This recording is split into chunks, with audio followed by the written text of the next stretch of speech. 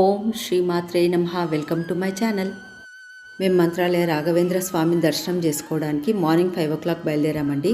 మా వారు, మా అల్లుడు, నేను, మా పాప, మా మన్వడు పటాన్చెరు నుంచి 145 కిలోమీటర్స్ ట్రావెల్ చేస్తే ఇక్కడ లక్ష్మీ వెంకటేశ్వర స్వామి దేవస్థానం ఉంది మన్నెంకొండలో.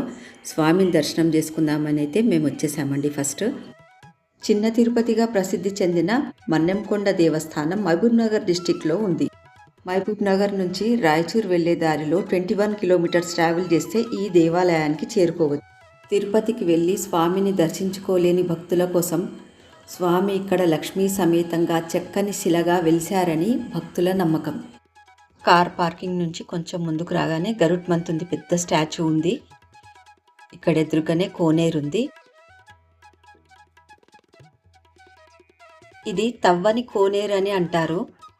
సాక్షాత్తు ఆ వెంకటేశ్వర స్వామి ఎడమ పాదం కొండ మీద పెట్టినప్పుడు బండ పగిలి పాదం కింది నుంచి వాటర్ వచ్చి కోనేరులాగా ఏర్పడిందంట.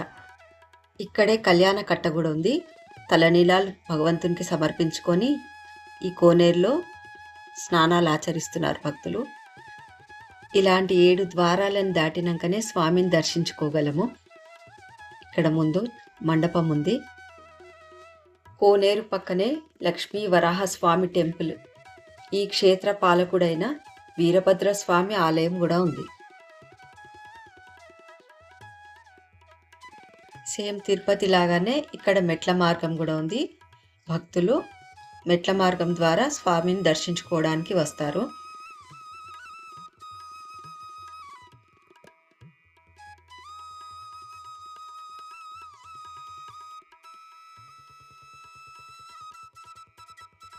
ఈ ప్రాంగణంలోనే సత్యనారాయణ స్వామి మండపం కూడా ఉంది.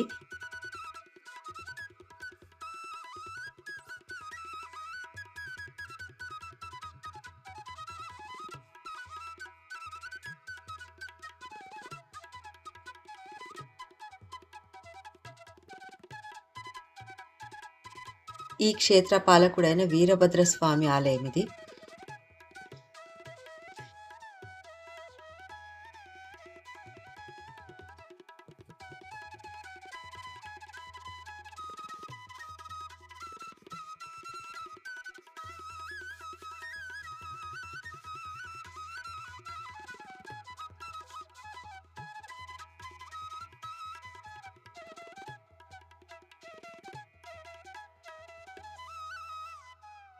ఈ 7 ద్వారాలు దాటుకున్నాకనే మనం ఆ స్వామివారి దివ్య మంగళ స్వరూప దర్శనం చేసుకోగలుగుతాము.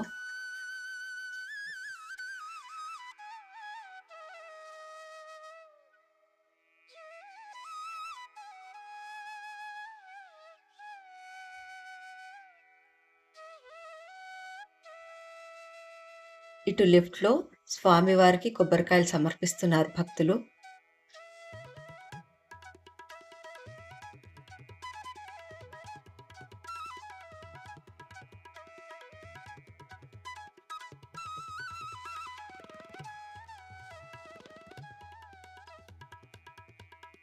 సంతానం కోసం భక్తులు ఇక్కడ కాయముడుపులు కూడా కడతారు.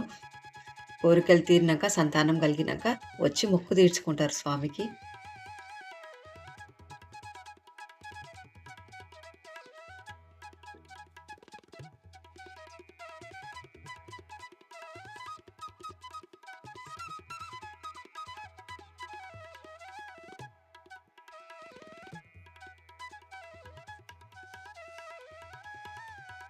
ఇటు సైడ్ ఉన్నది హనుమత్ దాస్ మండపము. హనుమత్ దాస్ స్వామివారి కీర్తనలు ఎన్నో రచించారు.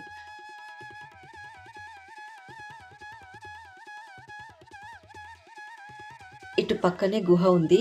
ఈ గుహలో ముందుకు పోతుంటే గర్భగుడిలోనికి చేరుకుంటాము.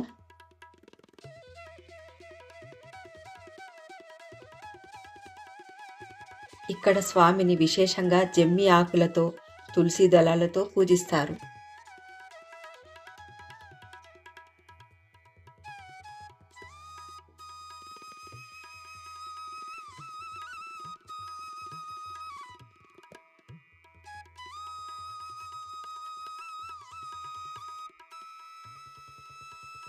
ఇంకా కొంచెం ముందుకెళ్తే లక్ష్మీ వెంకటేశ్వర స్వామిని దర్శనం చేసుకున్నాం మేము. లోపల కెమెరా అలౌ లేదు, చూపించలేకపోతున్నాను.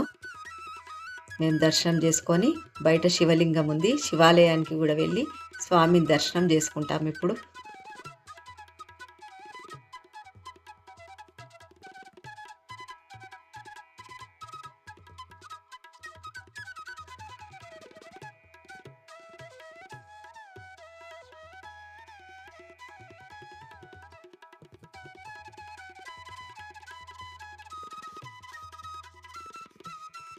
ఇక్కడ వాతావరణం చాలా ఆహ్లాదంగా, మనసుకు ఎంతో ప్రశాంతత కలిగించేలాగుంది.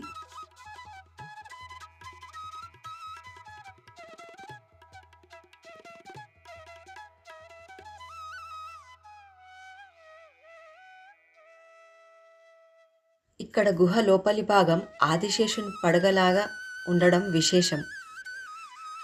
శివాలయానికి అయితే వచ్చేసాము. స్వామివారిని దర్శనం చేసుకున్నాం, నందీశ్వరిని దర్శనం చేసుకున్నాం, హారతి తీసుకున్నాం. ఇక్కడ ప్రసాదం కౌంటర్ ఉంది పక్కనే. తీర్థ ప్రసాదం తీసుకొని ఇక్కడ కొద్దిసేపు కూర్చున్నాము. కొండ కింద ఉన్న పద్మావతి అమ్మవారి ఆలయానికి అయితే వెళ్తున్నాము. ఇదే పద్మావతి అమ్మవారి ఆలయము. ఇక్కడ లోపల గోశాల ఉంది. అమ్మవారి దర్శనం చేసుకొని ఇంకా మేము మంత్రాలయానికి ప్రయాణమవుతున్నాము.